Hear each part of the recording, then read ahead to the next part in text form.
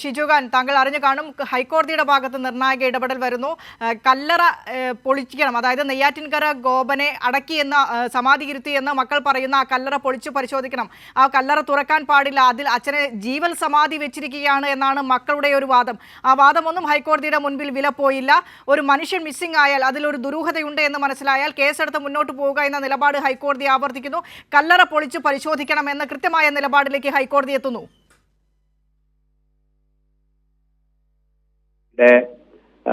നിലപാട് ഈ വിഷയവുമായി ബന്ധപ്പെട്ട് ഞങ്ങൾ വ്യക്തമാക്കിയിരുന്നു.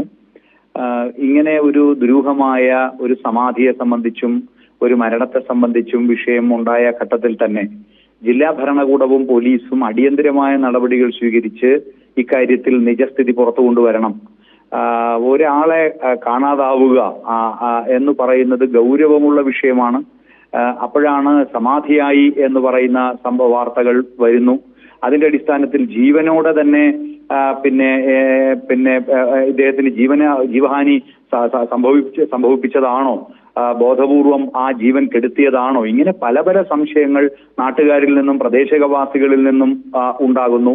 അപ്പോ മാത്രമല്ല, കുടുംബാംഗങ്ങളുടെ പ്രതികരണങ്ങളിൽ വളരെ തെറ്റിദ്ധാരണാജനകമായ നിരവധി കാര്യങ്ങൾ കേൾക്കുന്നു.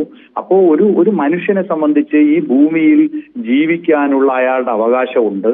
അതോടൊപ്പം ഇനി കുടുംബാംഗങ്ങളാകട്ടെ ബന്ധുമിത്രാദികളാകട്ടെ ഇതെല്ലാം പിന്നെ മൂടി വെക്കുക, ദുരൂഹമാക്കി വെക്കുക, പിന്നെ നിയമാനുസൃതമായി വരുന്ന നടപടികൾ അംഗീകരിക്കാതിരിക്കുക, ഇതൊക്കെ ഞങ്ങളുടെ അവകാശമാണെന്ന് സ്ഥാപിക്കുക. ഇത് വളരെ ഗുരുതരമായ കാര്യമാണ്. കാരണം ഇതിലെന്താണ് സംഭവിച്ചത്, നിജസ്ഥിതി എന്താണ് എന്നുള്ളത് പുറത്തു വന്നേ മതിയാവൂ. ജില്ലാ ഭരണകൂടവും പോലീസും അതിനാവശ്യമായ നടപടികളാണ് സ്വീകരിച്ചത്. ഇപ്പോൾ പുറത്തു വരുന്ന വാർത്ത, ഞാൻ അതിന്റെ വിശദാംശങ്ങൾ കേട്ടില്ല, പക്ഷേ കൈരളിയുടെ വാർത്ത ശരിയാണെങ്കിൽ കോടതി ഇക്കാര്യത്തിൽ വളരെ കൃത്യമായ ഒരു നിലപാട് തന്നെയാണ് സ്വീകരിച്ചിരിക്കുന്നത്.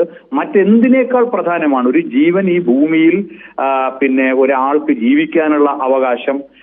പിന്നെ അയാളുടെ മരണത്തിന്റെ പശ്ചാത്തലത്തിൽ ഇവിടെ ഉയർന്നു വന്ന വളരെ ഗൗരവമുള്ള വിഷയങ്ങളെ അടക്കം ഹൈക്കോടതിയുടെ ഈ വിധി അഡ്രസ് ചെയ്യുന്നുണ്ട്. അതുകൊണ്ട് സമഗ്രമായ അന്വേഷണം ആവശ്യമാണ്. അതിലെന്താണോ ഇത്തരം സന്ദർഭങ്ങളിൽ ജില്ലാ ഭരണകൂടവും പോലീസും സ്വീകരിക്കേണ്ട നടപടികൾ അത് സ്വീകരിച്ച് മുന്നോട്ട് പോകേണ്ടതുണ്ട്.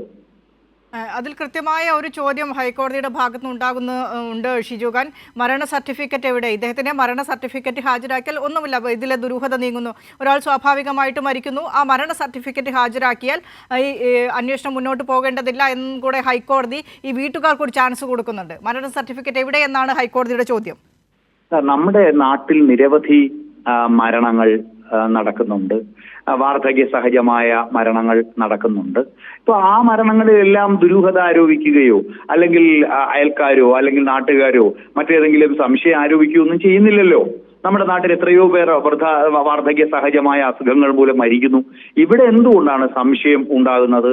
ഇത് പിന്നെ പുറമേ നിന്ന് ആരെയും കാണിക്കാതെ, പിന്നെ ബന്ധുമിത്രാദികളെ പോലും പിന്നെ അറിയിക്കാതെ ആ കുടുംബത്തിലുള്ളവർ തന്നെ അത് മറച്ചു വെക്കാൻ, മൂടി വെക്കാൻ ശ്രമിക്കുന്നു. പിന്നീട് സമാധി എന്നുള്ള വാർത്തകൾ സൃഷ്ടിക്കാൻ ശ്രമിക്കുന്നു.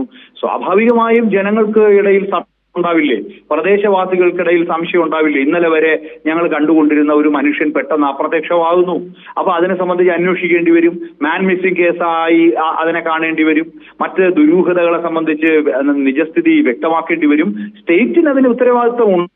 ഇപ്പൊ ഒരു കുടുംബത്തിലെ അംഗമായിട്ടുള്ള ഒരു അച്ഛനോ അല്ലെങ്കിൽ മകളോ ഒരു മകനോ അല്ലെങ്കിൽ ഒരു കുഞ്ഞോ ഇതിലെ ആ കുടുംബത്തിന്റെ പരമാധികാരത്തിൽപ്പെടുന്ന കാര്യമല്ല അവരുടെ ജീവിതവുമായി ബന്ധപ്പെട്ട കാര്യങ്ങൾ.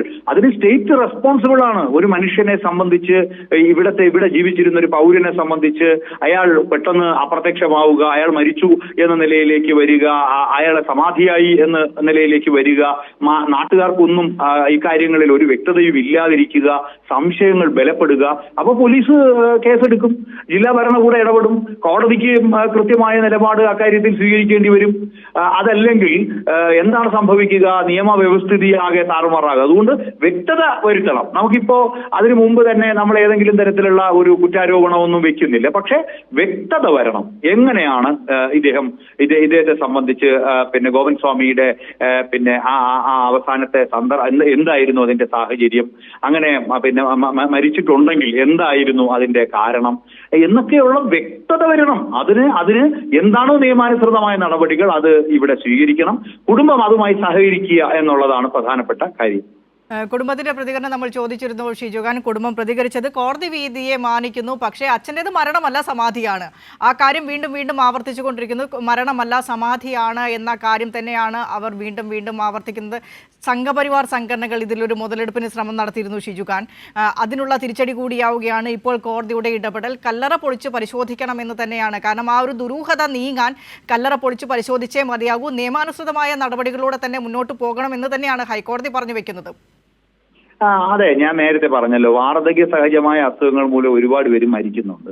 അതെല്ലാം ജനങ്ങൾക്കിടയിൽ സംശയങ്ങളൊന്നും ഉളവാക്കുന്നില്ല. പക്ഷേ അങ്ങനെ ജനങ്ങൾക്കിടയിലും പ്രദേശവാസികൾക്കിടയിലും സംശയങ്ങളും അതിന്റെ അടിസ്ഥാനത്തിലുള്ള നിരവധി ചോദ്യങ്ങളും ഉയർന്നു വരുന്ന ഘട്ടത്തിൽ കുടുംബം ഇതൊക്കെ മറച്ചുവെക്കാൻ നടത്തുന്ന നിരവധി ശ്രമങ്ങളിൽ